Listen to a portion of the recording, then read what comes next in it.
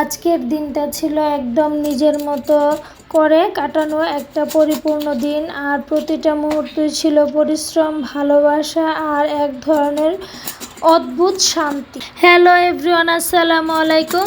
সবাই কেমন আছেন? আশা করছি যে যেখানে আছেন ভালো আছেন। আমিও আল্লাহর রহমতে ভালো আছি।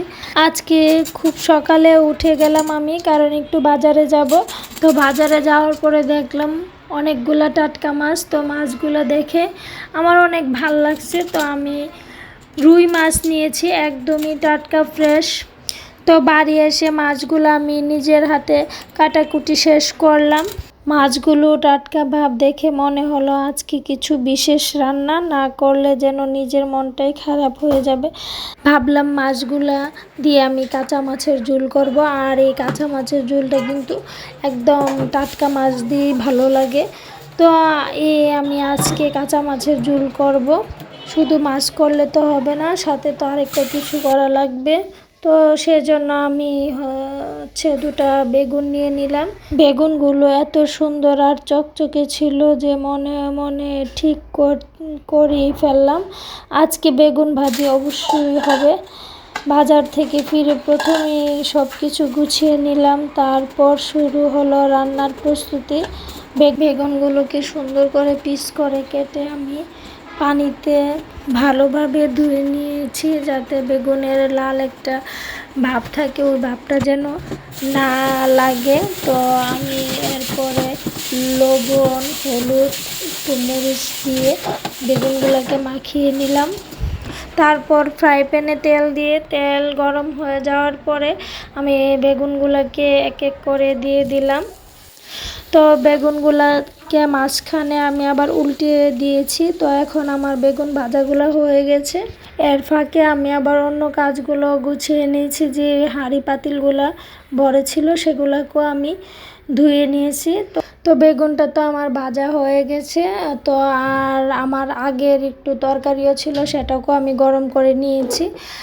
আর এখন আমি মাছের ঝোলটা বসিয়ে দিব। তো কাঁচা মাছের মধ্যে আমি সামান্য হলুদ, মরিচ, ধনিয়ার গুঁড়া, একটু আদা বাটা, একটু রসুন বাটা দিয়ে কাঁচা মরিচ দিয়ে একসাথে সবগুলা মাখিয়ে ধনেপাতা দিয়ে আমি বসিয়ে দিলাম।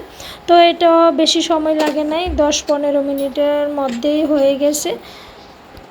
তো আমার এখন দুপুরে রান্না হয়ে গেছে। তো রান্না শেষ করে আমি বারান্দায় আমার যে কাপড়গুলো শুকনো ছিল এগুলোকে আমি ঘরে রেখে আমি ভিজা কাপড়গুলো দিয়ে দিলাম, যেগুলো ধুয়েছি।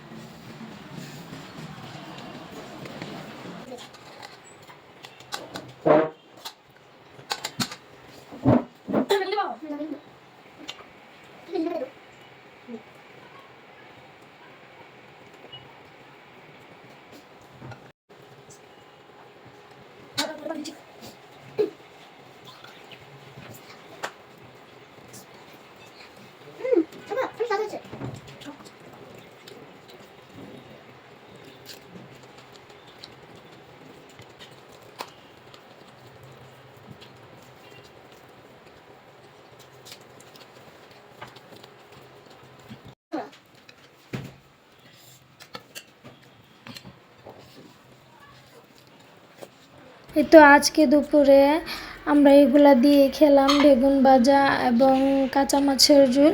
তো আমি আর আমার মেয়ে একসাথে খেতে বসলাম, আর আমার ছেলেরা একটু পরে আসবে, ওরা পরে এসে খাবে। এই তো আমার মেয়ে বলতেছে মা অনেক মজা হয়েছে।